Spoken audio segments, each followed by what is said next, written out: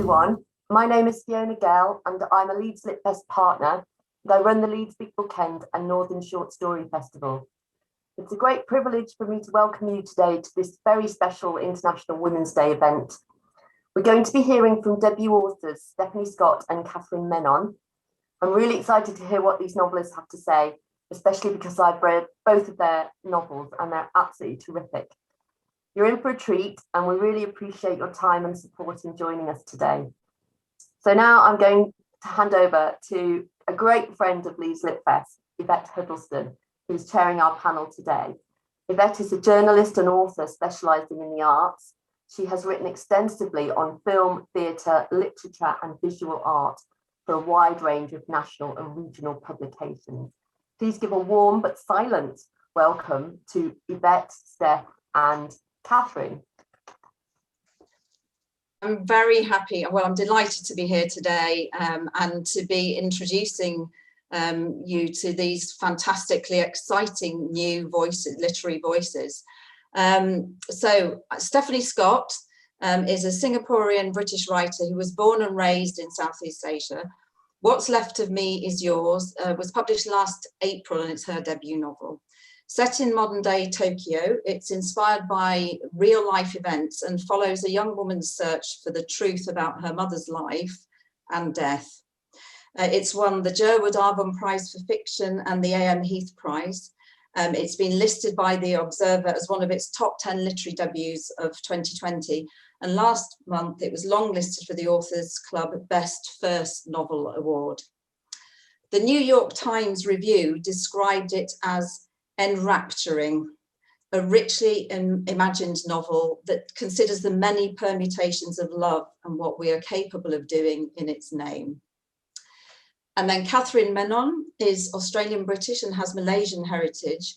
She is a university lecturer in robotics and she has both a PhD in pure mathematics and an MA in creative writing. She's an award-winning short story writer. Her collection Subjunctive Moods was published in 2018. And Fragile Monsters is published by Viking next month and it's her debut novel. Set in rural Malaysia, it follows one family's story over 3 generations.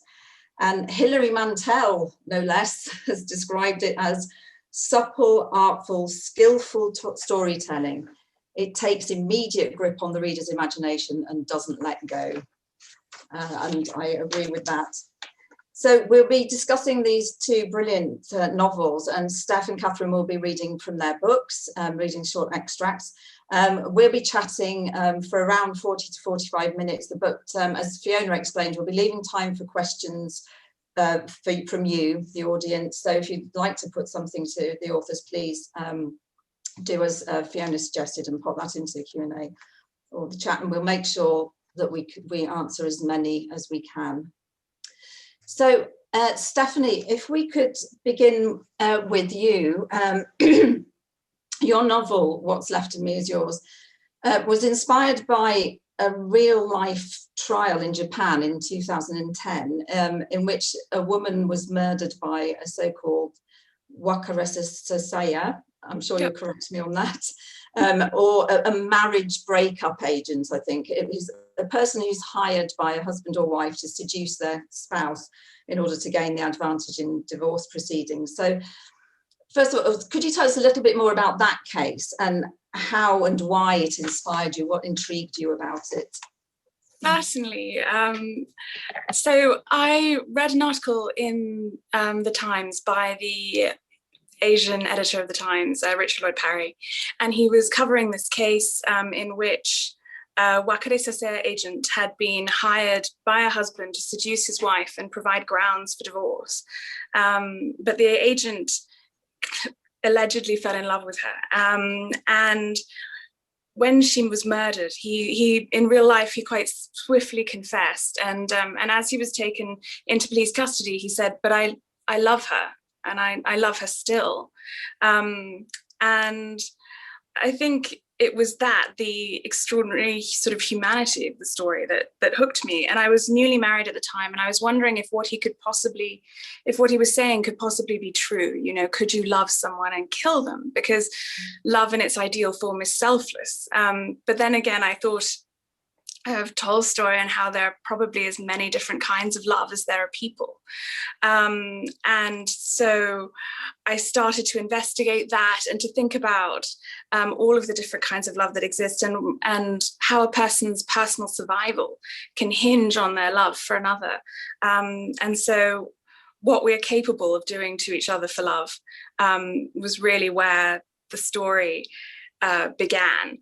And I have fictionalized it from the original case. It's dual time frame, and I've moved the past love story into the 80s and 90s in Tokyo, which is just an era that I'm particularly obsessed with. I'm also from Singapore. I'm half Indian, half British, but my family have been in Singapore for several generations. And there are lots of connections between Singapore and Japan due to the Japanese occupation during the Second World War. And I think there were lots of similarities to Singapore in the 90s when I was growing up there, and Tokyo. So I just nostalgically and rather self-indulgently wanted to spend time there. And then the other narrative follows Sumiko, a young woman who's grown up never truly knowing how her mother died, until one day that changes and she goes in search of the truth. And that is in the present day. Yes.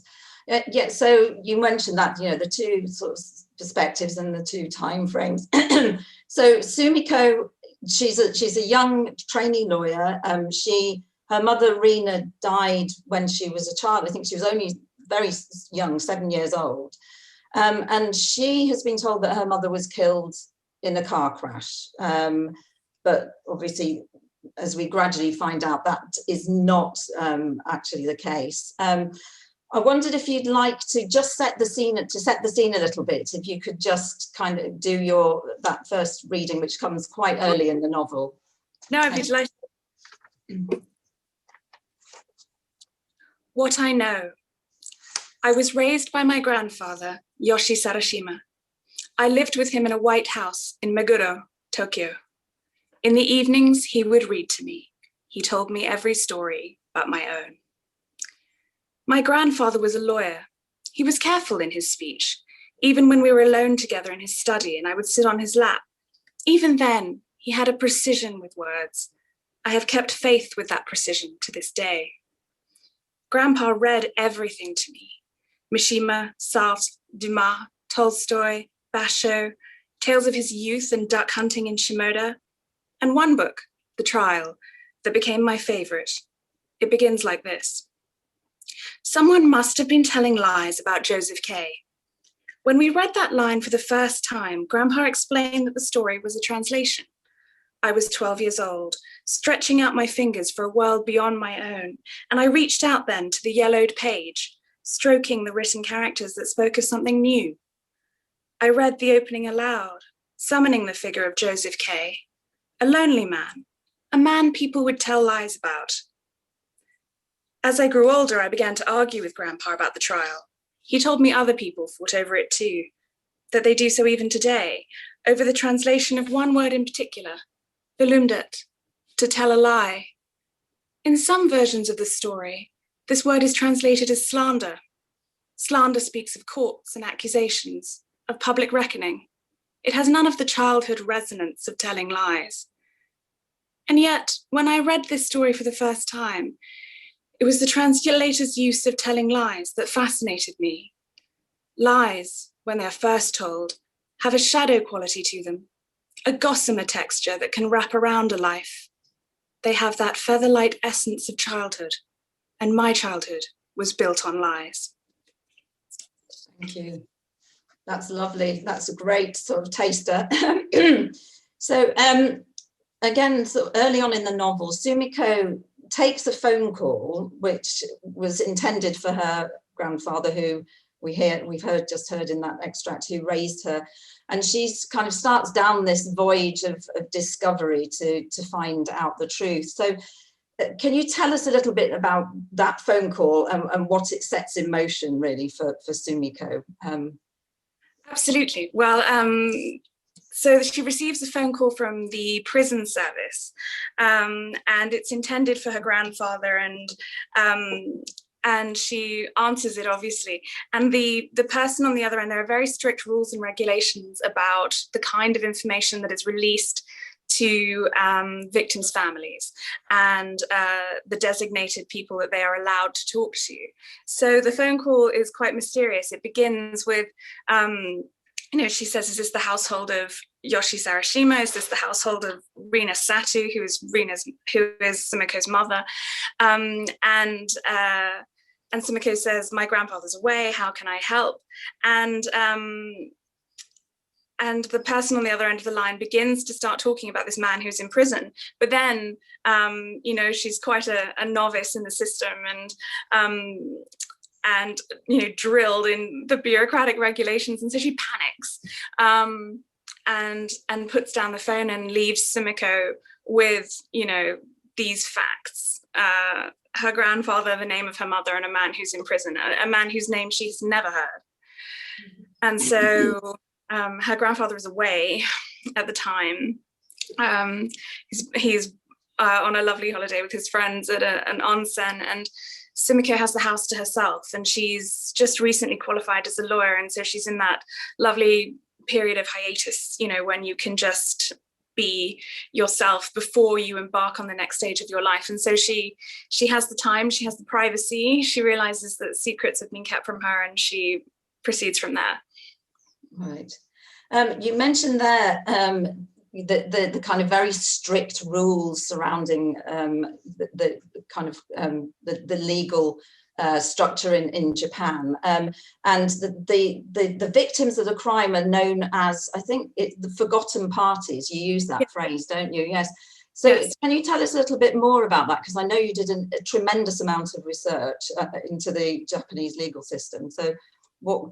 Yes, well, it has been 10 years in the making. So I spent a lot of time in Tokyo with defense lawyers and prosecutors. And so back when Rina dies in the 90s, Yoshi and the rest of her family were known as forgotten parties. And this is actually a moniker that still exists today. But what that means is that the system very much excluded them from the judicial process. So they wouldn't have been allowed to know the date and time of the trial, or even the outcome of the trial, or any details of the perpetrator of the crime. Once they had been interviewed by police, they would have been very much encouraged to step away and resume their lives. And the system was sort of skewed towards protecting the interests and the privacy of the perpetrator, I suppose, largely to prevent, vengeance acts. And so, when Rina dies during the trial, a normal person, a forgotten party, wouldn't have access to the court dates or who the prosecuting team were or anything. But because Yoshi is a lawyer, he is able to infiltrate the system. And actually, the novel sort of charts the progress of forgotten parties, because naturally Sumiko is a lawyer too, but of a different generation. And so by the time she comes to practice, the rules regarding forgotten parties have changed. Now, if you're involved in a crime, you can actually have your own lawyer represent you, your family, your interests in the trial. You can cross-examine the perpetrator if you wish. There has been a transformation, but what the novel looks at are, the pressures and strictures that caused that transformation, that brought it about, and caused the law to progress. So this is why actually Yoshi is, the designated person. He's the only one who's allowed to receive information. He's kept so much from his granddaughter, and Sumi also ends up using her professional experience as a lawyer who, has just been trained. And it's fascinating, actually, in Japan. All lawyers go through training to be prosecutors, defense attorneys, and judges. So she will have written sentences. She will have, she talks about this. She will have learned to sort of adjudicate. She will have attended postmortems, which is something that lawyers do. And what happens in the novel is this juncture, I suppose, between her professional life and her personal life, something that she has studied, that is very intellectual, that is very personally affecting to her, but nonetheless distant, becomes extraordinarily intimate very quickly. Yeah. So that's what we look at with Sumi. Yeah, I mean, she's a very sympathetic character, and you immediately sort of are kind of on her side. I mean, it's an incredibly beautifully tied together novel. It's very complex, and you know, you've already touched on the kind of emotions in there. But so at the centre, let's just think about Sumiko and her mother, really, because she's trying to desperately find a version of her mother that she can hold on to. She's got these kind of fragmented memories, hasn't she? But also then, you know, obviously this discovery sets all sorts of things in motion and upsets a lot of what, you know, she thinks she knew, obviously.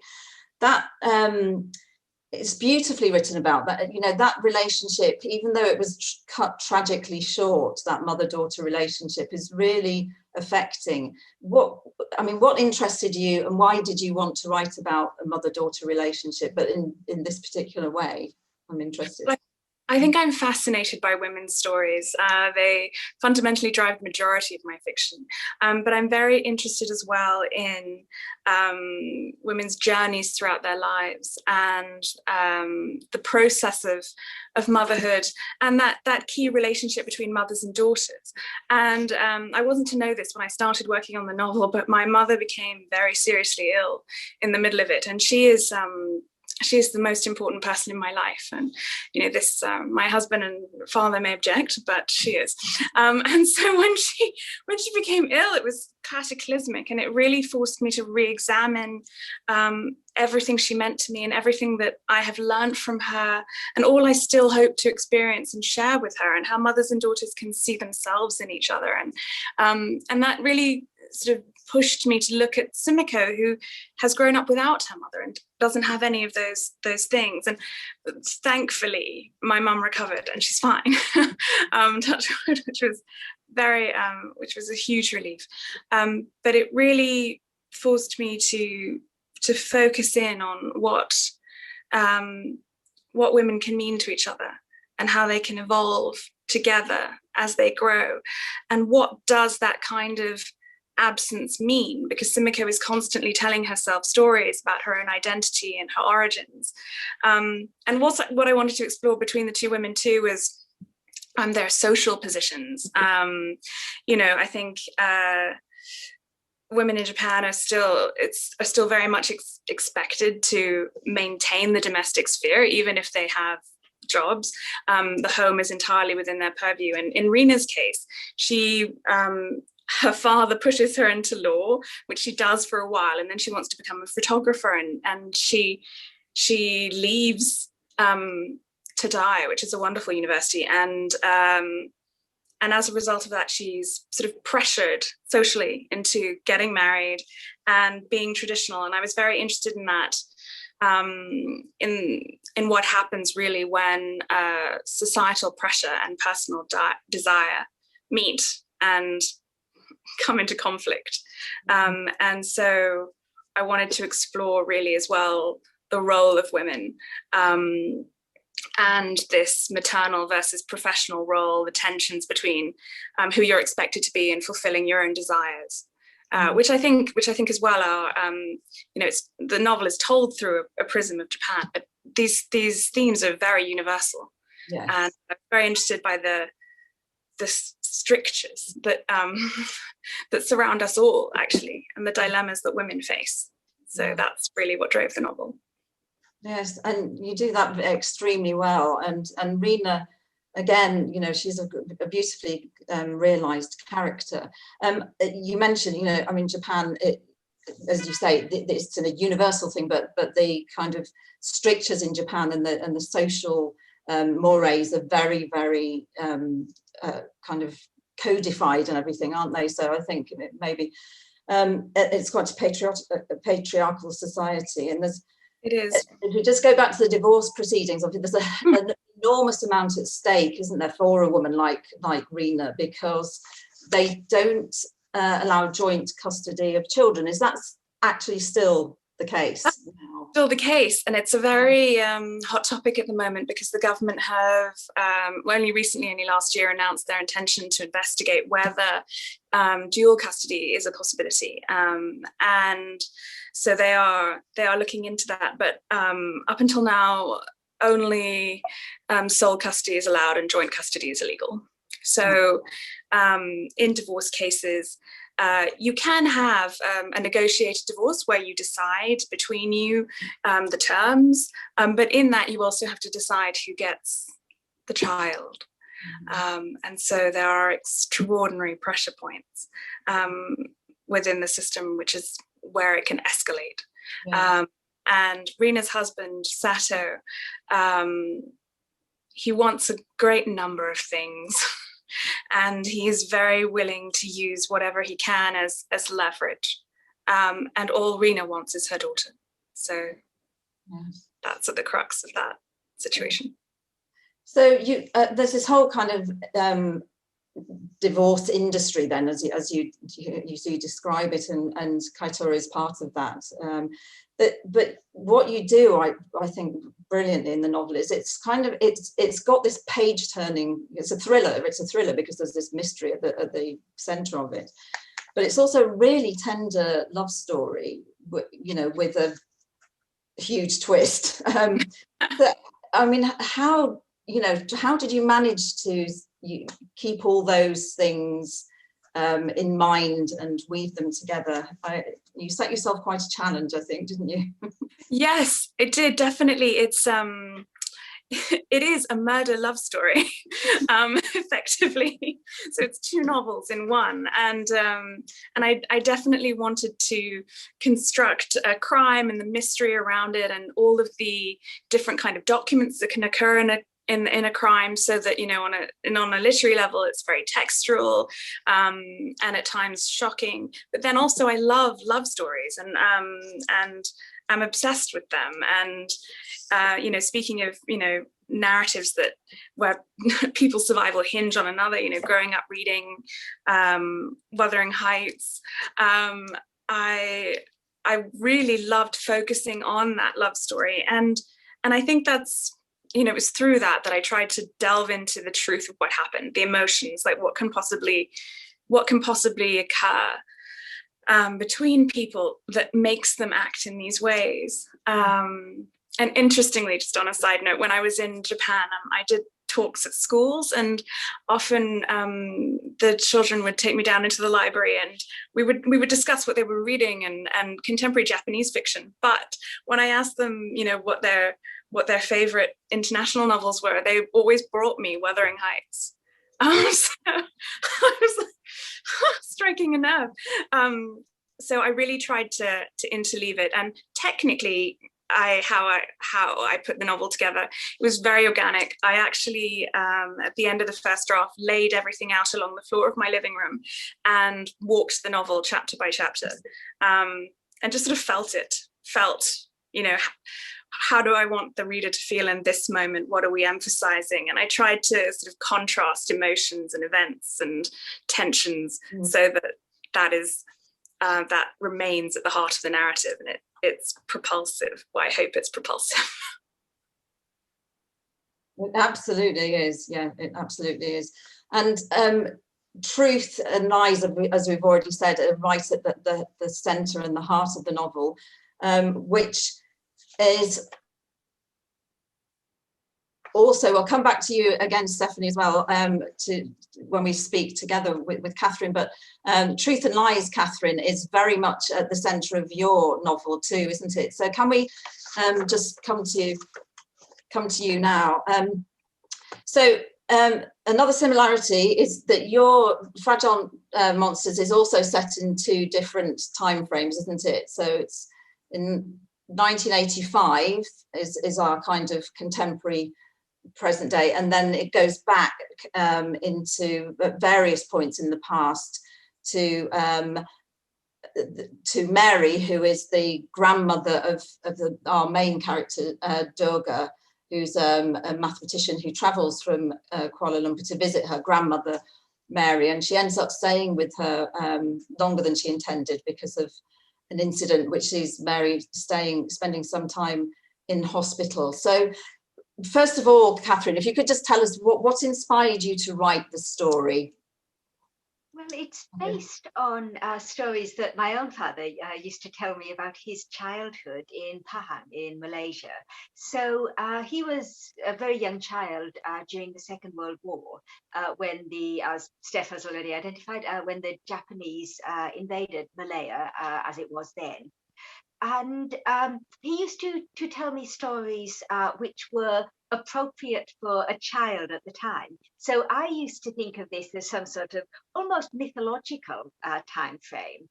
And it was only when I became an adult, as I became older, that I realized there was much more significance to what he was telling me, because the town that he lived in, Kuala Lumpur, was the headquarters for the Japanese in Pahang. And so it was one of the major centers for the Japanese occupation.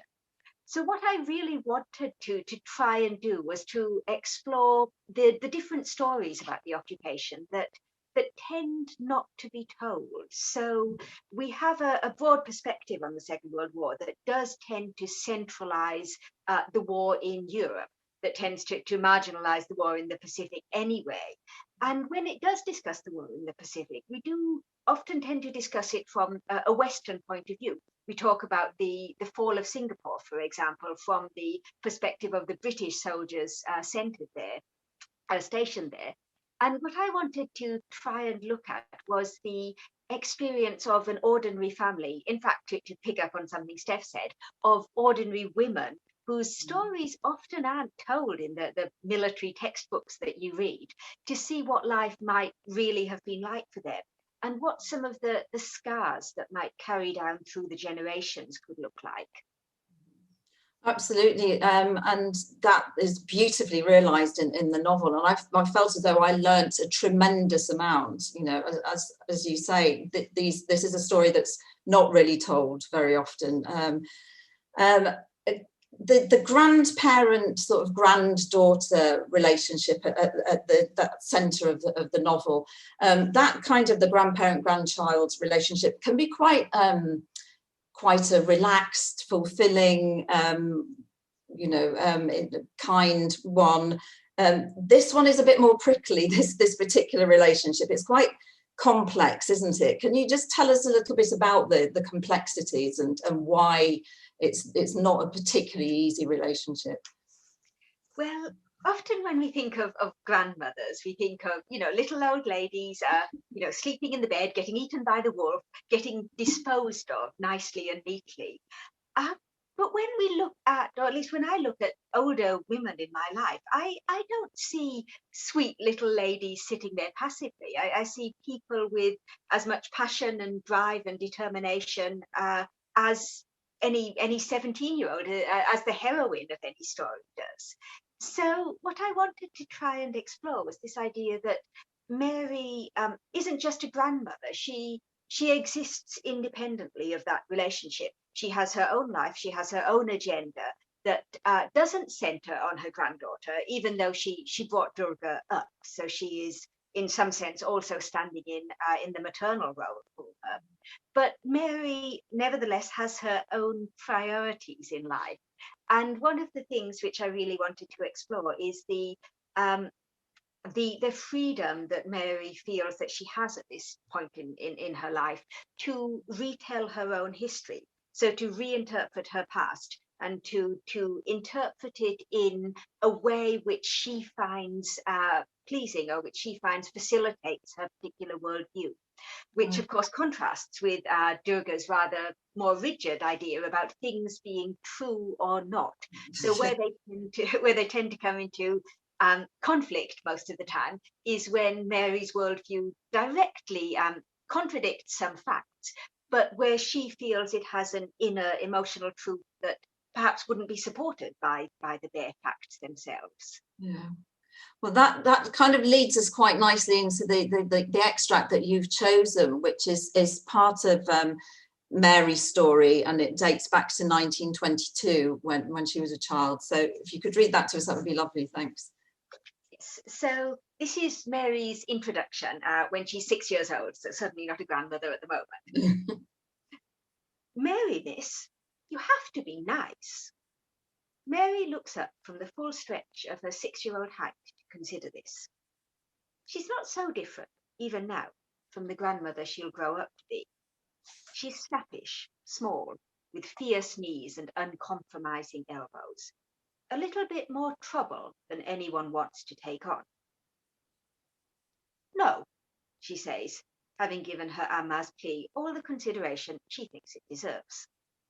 Her hair is in 2 satiny plaits, her fists are on her hips, and she's standing over her new baby brother. It's my house, she tells Anil, stamping a tiny foot. You don't even live here. You don't even have a bedroom. It's just the old rattan patch. Mary, miss. Asim, her Amma, gasps. Technically, Mary's right. Her father, Stephen, flung some floorboards on the termite nests when he found his wife was pregnant again, nailed up a wall or 2, slapped a roof on the whole thing and called it a day and a nursery. But it's the way Mary says it that sticks in Asim's throat. Asim's a black and white Amma, white trousers, white blouse, black trousers, that's all she ever wears, from mainland China. She's left her own baby brothers behind, and she misses her family dreadfully. She's used to sons being treated like little gods, and Mary's cavalier attitude shocks her. The jungle spirits brought in Mary, miss, she says. Fairy tales like this are supposed to be appropriate for girls of Mary's age. Truth without the bones in, as the Bomos say. Well, I don't want him. And if he doesn't stop crying, I'll drown him in the banyan swamp. Mary glares at baby Anil, who screws his face up in a terrified howl. Mary, miss. Asim's hand flies to her mouth and she glances around, worried that Mary will bring vengeful spirits flying in through the windows. Stephen's built this house like an Indian bungalow to make his wife feel at home, and all the doors and windows lie in straight lines. Once a spirit gets into a house like this, Asim knows it's going to be hard to get it out. The jungle spirits won't like that. Asim tries to reason with Mary. They'll cry too. Well then, I'll drown the bloody spirits, Mary snaps. And her mother, Radhika, walks in just in time to hear. If Radhika had taken more time to reflect, she probably wouldn't have boxed Asim's ears for encouraging that sort of language. And if she hadn't slapped Asim, then the Amma might have stayed and taught young Mary a thing or two. She might even have spotted what was wrong with Anil before it was all too late. But Radhika's not a woman who thinks ahead, and so she slaps Asim, and Mary, for good measure, packs one off to the servants' room and the other off to bed, then sits down to cry. The sound of his mother's sobs gives baby Anil the fright of his life. Shock fills his gummy mouth, and he gasps, gulps, swallows his own howl once and for all. For good, as it turns out. Oh, thank you. That was lovely. So Mary's parent, well, mother is briefly mentioned there in that section. They tell us a little bit about because Mary is a product of a not entirely happy marriage, in the same way that Sumiko is as well in Steph's novel. And she kind of starts rewriting her parents' story. That's one of her early kind of rewrites, isn't it, if you like? So just give us a little bit of context of the kind of household that Mary grew up in. So Mary's mother, Radhika, is from Kerala, so she's Indian, and she's come with her husband, Stephen, to live in Pahang. Now, Stephen is British, is white British, from Liverpool, who's been trained as a doctor and then sent to live in Malaysia after some rather unspoken but presumably quite seedy goings on. So Radhika, Mary's mother, is in fact quite alone in Pahang.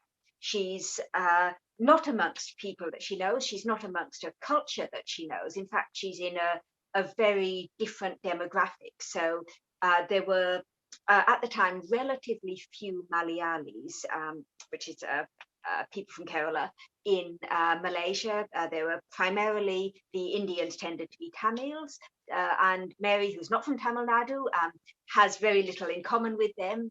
So Radhika feels really quite alone, quite isolated, and throughout the novel, she starts to dissociate more and more, leaving Mary to her own devices, and also leaving Mary perhaps to try and fill in the hole that she's missing in terms of where her mother might stand in her own life. Mm. And that's interesting, you know, because, you know, Durga and Mary actually have quite a lot in common, despite their differences about their approach to the truth.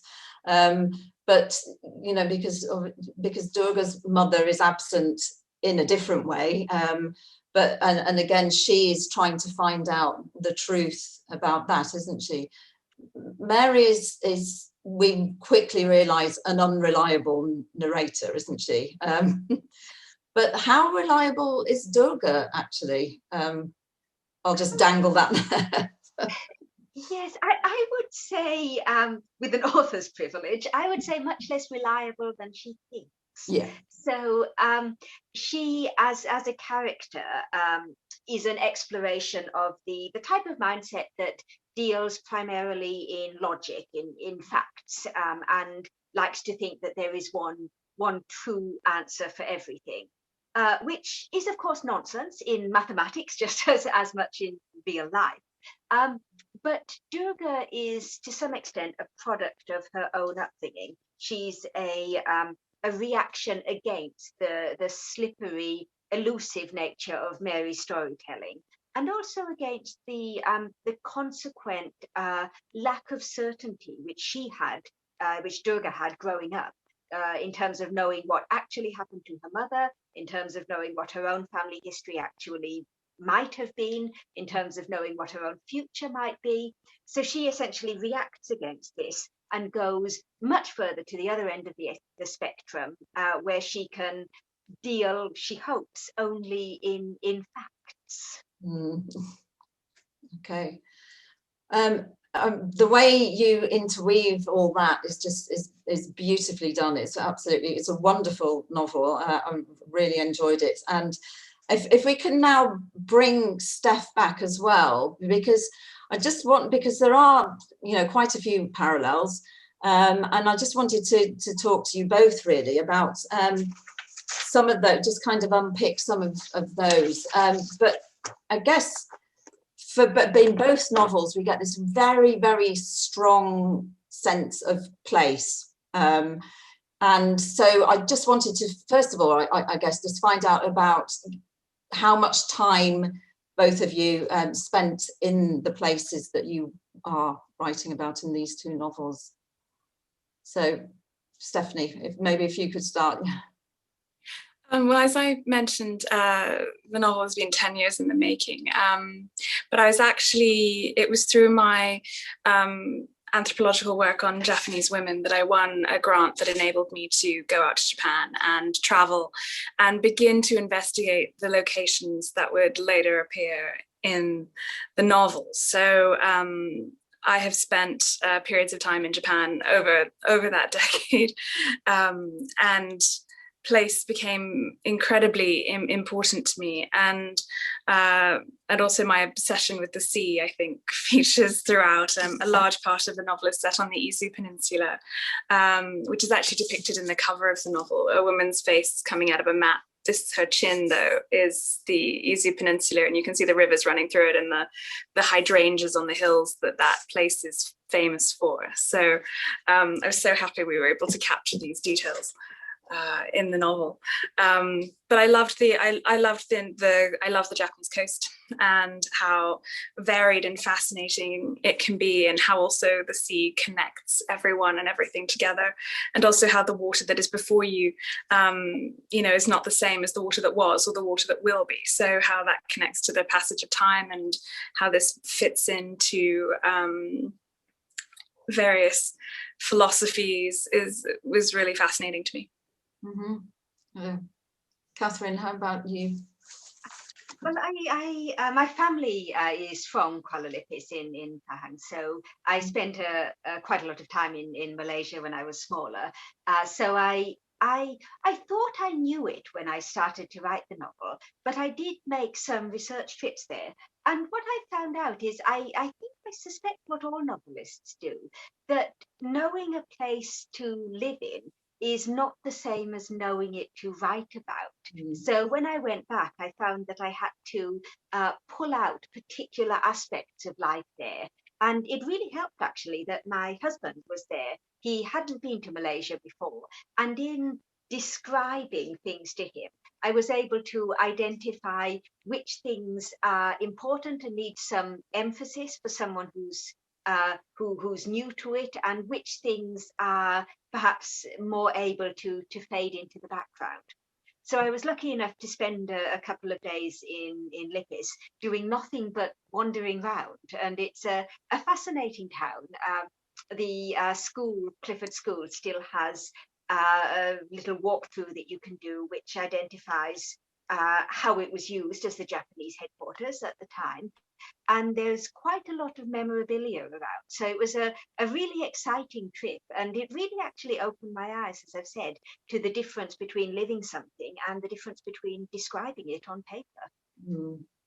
I think such a wonderful point that Catherine's just made, actually, because my grandparents obviously lived through the Japanese occupation. They were fluent in Japanese, and I have cousins and who live in Japan, and my godchildren are Japanese, and my father worked there. But it is one thing to have an interest in something or a family connection, and quite another to write a novel. And so your description is just, Catherine, is just perfect, because you're right, you do have to walk around and absorb the sights and the smells. And my character's a photographer, so I became a photographer for this book and sort of did a deep dive, but I don't necessarily have that many beautiful photographs, because you're photographing things that people would find quite strange, like, you know, telegraph wires and the textures of buildings, and you're trying to capture everything that you see and how does it feel and smell. And so I would come back and show my husband my photos, and he would be like, what are you doing? So I don't know if you found that, Catherine. Well, you were lucky enough to have your husband with you. Yes, but I did also find the same thing. I was going to comment on that because I loved your descriptions, the minutiae of them. In What's Left of Me Is Yours. And I was actually going to ask whether your interest in photography, which I know you have, came before your character's interest. But it sounds as though it was the other way around for you. That your character inspired you. Yes, very much so. I'd always loosely admired photography, but I really did a deep dive, as it sounds like you have as well, Catherine.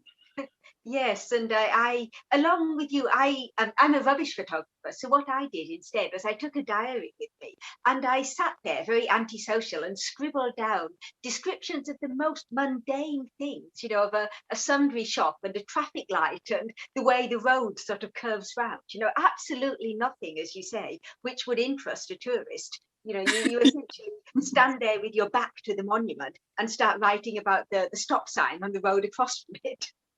Well, your prose is so sharp, your images are so beautifully constructed and you know, concise but layered, and that this is obviously where that comes from. From endless research, yes. Same with you, 10 years in the making. Yeah, well, yes, actually, Stephanie, I mean, there's this interesting thing that you are actually, you've been made a member of the British Japanese Law Association as a result of your research for the novel. So can you tell us a bit more about that? That's extraordinary. Certainly. Well, I worked very closely with the Japanese embassy in London, and they have legal secretaries there who are very experienced prosecutors from Tokyo who are seconded to the embassy for a period of 4 years at a time. And I worked very closely with both legal secretaries, and they were very kind and very informative. And I think also slightly baffled by the granular detail that I required. I think one of them said at one point, you can just make all of this up. Everybody in Japan does. And I was like, I can't. So they actually they were hugely supportive of my work, and I could never have done it without them. And they have become very good friends. And both men are sadly back in Japan now. And we weren't able to sort of say goodbye because of COVID. But anyway, they recommended me for membership to the British Japanese Law Association, which is an association for British and Japanese lawyers, and it really focuses on the connections between the legal systems and the comparisons. And it's fascinating. I still get invited to their events at the embassy, and through that I was able to expand my legal network and meet just lots of different lawyers doing different things. I think they were always quite surprised, stroke aghast, when I introduced myself as a novelist, but they're all very kind nonetheless. You're not thinking of retraining then as a lawyer to work? That would delight my father. This was very much my family's plan for me. My Singaporean grandmother was a lawyer, so it's no coincidence either that Yoshi is one. Yeah. Yeah. So, and Catherine, just talking about professions and studies and everything, you have a PhD in pure mathematics. Interesting. Is creative writing a kind of outlet? Does that liberate you from the strictures of maths? Because, as you say at one point in your novel, you can't tell lie in maths. You can't tell lies, whereas storytelling is all about lies.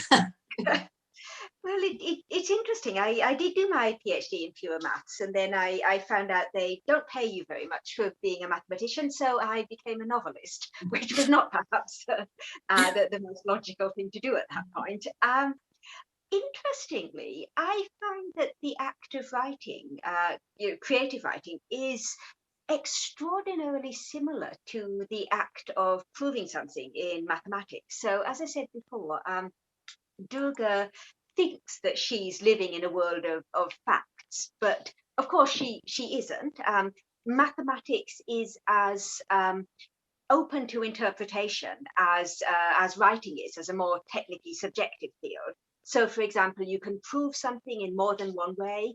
The value of a proof depends on how interesting it is, how elegant it is, how well explained to the reader it is. And suddenly you turn around and think, well, all of those sentences apply to a novel as well. So I actually found that in my head, it exercised the same little bits of my brain that doing a mathematical proof did. I found it was really similar.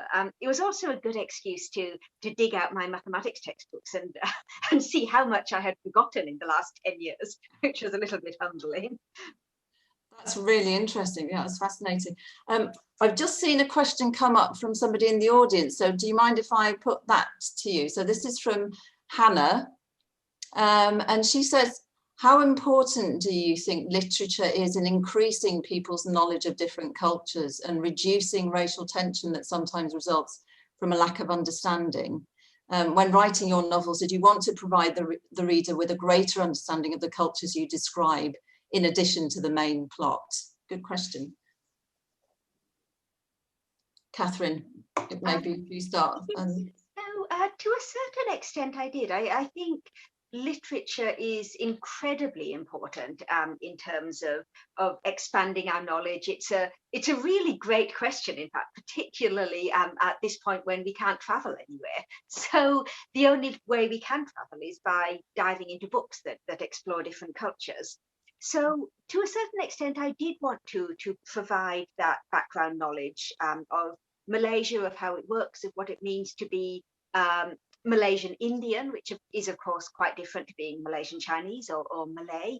But what I didn't want to do was to attempt to tell the one story of Malaysia, because of course there isn't one any more than there is one British story.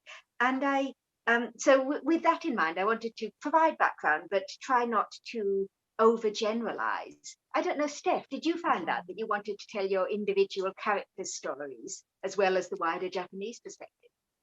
Yes, very much so. I think you have to focus on the individual and their wants and needs, you know, their conflicts. This is what will interest the reader, and this is what drives the narrative.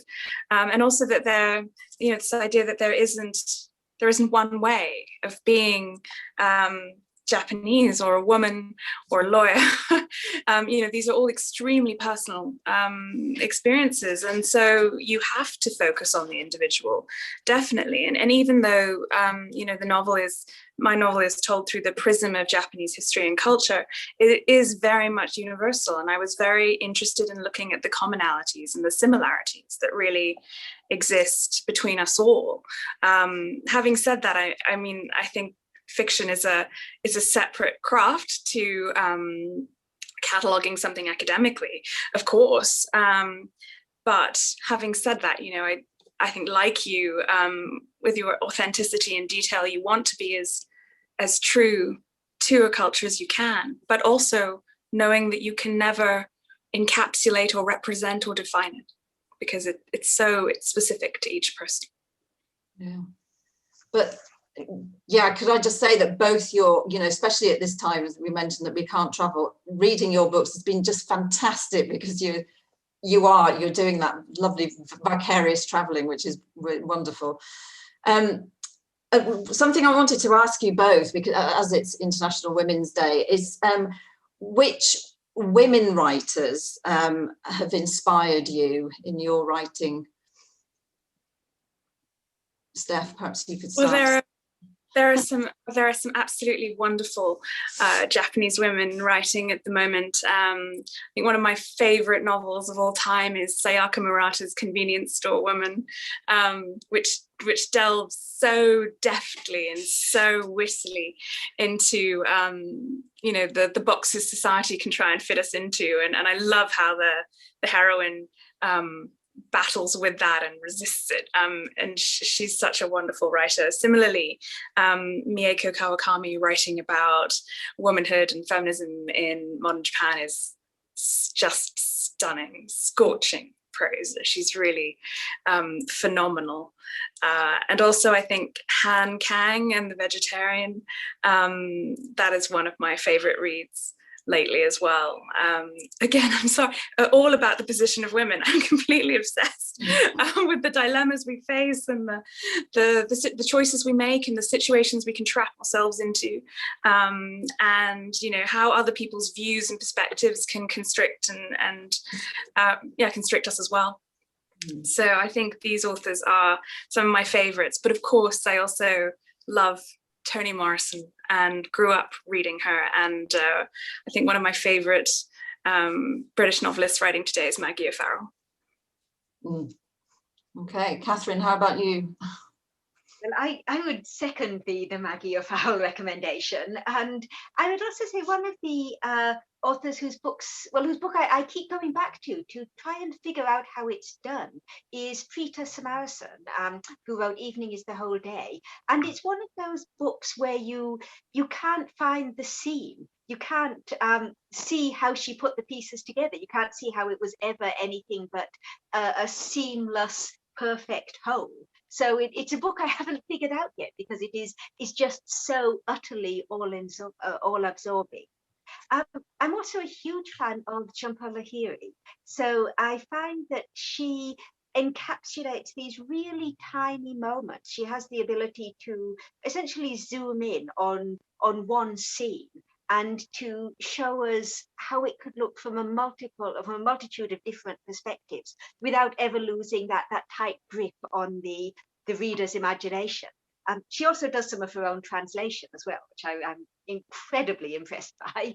Other than that, I have been reading, again, this is a very women-centric place of women in society. I've been reading a lot of Elizabeth Taylor recently. I should clarify the novelist, not the actress. Not the film star, yes. Yes, not the film star. And she writes the sort of books that I think have been perhaps a little overlooked historically. Certainly the sort of books that people tend to dismissively say would never win the Booker Prize. They are very inward. They focus on women, women's lives, women's narratives, and they're not huge cataclysmic dramas, but what they describe, what they discuss, are these tiny fracture lines between the public persona that her female characters have to put on and their private lives, their interiority. So she's one of the best writers I know for really grabbing the different aspects of that dual nature that I sometimes feel as women we are pressured to be able to present in terms of both the flawless outer image and then the nurturing, caring inner image, neither of which might be true at all. Interesting that we're still having those discussions, Steph. Sorry. I was just going to say, I love that you mentioned John Lahiri. She too is an absolute idol of mine, and I think she's so gifted, as you say. She does her own translations, but she's very interesting as well in something that fascinates me, which is the cultures that we choose to love and identify with. And I think it's astounding to me that she has written in Italian. I speak Italian, but again, it's quite another thing to write a novel or to write fiction in Italian, and she does that beautifully. And so I'm really interested in the flexibility of identity as well, and the identities that we can accrue as we go through life. But so I'm so pleased you mentioned her as well. Yes, it really is interesting. I think Steph's absolutely hit the nail on the head there as well for me. It's this idea, this way she encapsulates that we have not just the ability to be born into our identity and into our culture, but to choose a different one, and even to choose which aspects of it we embrace or which we bring out. So that's brilliant. Thank you for that, Steph. It was what I was trying to articulate. So thank you. You brought her up. That's good, and I'm glad that you mentioned Elizabeth Taylor as well, as an overlooked woman writer. I'm afraid there are many of those, so it's interesting to rediscover those sort of historical women writers as well, isn't it? So, I think we're very close to wrapping up now. So just one last question to you both, really, which is about your writing and when. Were you always interested in writing from when you were very young, or you are still very young, but from childhood, or how did you sort of come across the passion that you clearly have now of writing? I've always been obsessed with literature, largely due to my mother. But also my mother, being Singaporean, told me when I was 7 years old that I could go into one of two careers, finance or law, and that I should choose. And this is very much a Singaporean position. So I think I struggled a lot with expectations. I went into finance for a time, but my true love has always been literature, and I always wanted to do it. And so when I got a place on the Oxford Creative Writing Masters, I actually started moving away from my job in finance and writing full time. And yes, much like Catherine said earlier, it's not necessarily a sensible financial decision, but it is, for me, it is the best one. Oh, yeah. Well, I'm very pleased. I'm very pleased that you made that decision, Catherine. Yes, I'm very pleased you made it too, Steph. I'm very selfishly pleased, otherwise I wouldn't be able to read your book. Yes, I would echo exactly what Steph said, only to add as well that the doing medicine for my family was also the one of the three holy grail professions. I was always interested in books, in reading, just as Steph said. When I was 6, I wrote my first book, which had pictures in, which was the most exciting thing I'd ever done. It was at that point I realised I could never actually be an artist, and that interest has continued. So even throughout my PhD, my studies, I always found that there was room to read, and I think the fact that society tends to tell us that we should either be right brain or left brain. We should be arts, or we should be science. We can't be both. I think that's actually quite a pity. I would like to see more crossover. I would like to see more encouragement of the idea that your identity within your career isn't fixed, as well as your identity within your society isn't fixed. Yeah, I completely agree with you. That's a lovely note to end on, actually. Let's all be a bit more open-minded about everything, I think. So thank you very much. It's been absolutely delightful talking to you both. Thanks, Catherine, and to Stephanie. And I'll hand back over to Fiona.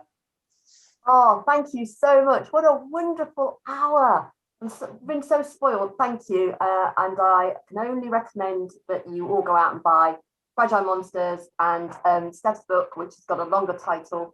And I'll tell you what it is in a second. What's Left of Me Is Yours. I should know it. I've only finished reading it last week. They're both marvellous. So thank you all for listening to us today and for supporting this event. Thank you to Yvette, to Steph, to Catherine for doing an absolutely amazing job this afternoon. Thank you so much. It was brilliant.